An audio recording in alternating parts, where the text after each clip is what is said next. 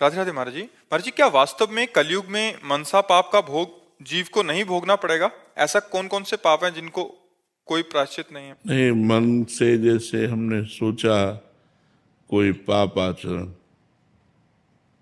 तो पाप तो नहीं लगेगा, लेकिन मन गंदा तो हो गया ना, मलिन तो हो गया ना, कमजोर हो गया।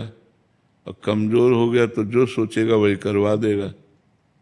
इसलिए कोशिश तो करे मन पापाचरण की बात ही न सोचे, पर कल करे एक पुनीत प्रतापा, मानस पुण्य होए नहीं पापा। मानसिक पाप तो नहीं लगते, उनका दंड तो नहीं मिलेगा, लेकिन मन तो मलिन हो जाएगा। इंद्रियां और मन मलिन हो जाने पर भोगों में जाएंगी, गलत आचरण करेंगी, नष्ट हो जाओगे, परिणाम तो नष्ट होना ही है।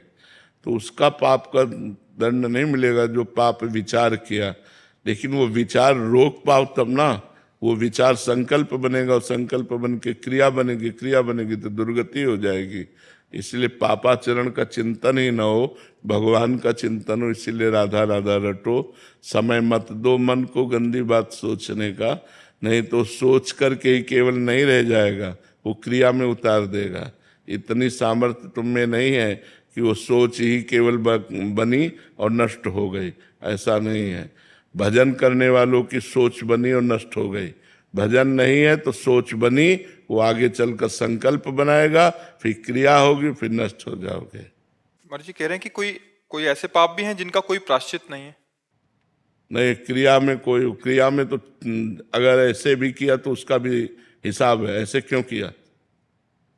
जैसी थनिवंश नरक गति दुर्भर, यम द्वारे कटियत नख छीके, छीक दिया तो उसका भी हिसाब है। बुरी भावना से छीक आई, स्वाभाविक छीक आई या कैसे? हर एक क्रिया का परिणाम है, ऐसा नहीं है। हर एक क्रिया का परिणाम, ऐसे कोई पाप नहीं कि तुम पाप करो उनका कोई फल नहीं है, ऐसा नहीं है। उसका कोई प्रायश्चित करना हो तो? हाँ, प्रायश्चित है ऋषियों ने। अगर रोग है तो डॉक्टर है ना, दवा है ना।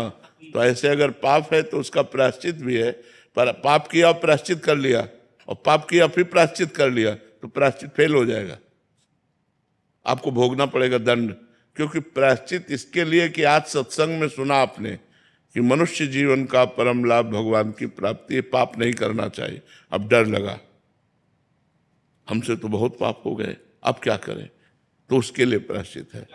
नाम संकीर्तन करो, भगवान की कथा सुनो, दूसरों को परोपकार करो, गंगा यमुना आदि पवित्र नदियों का अवगाहन करो,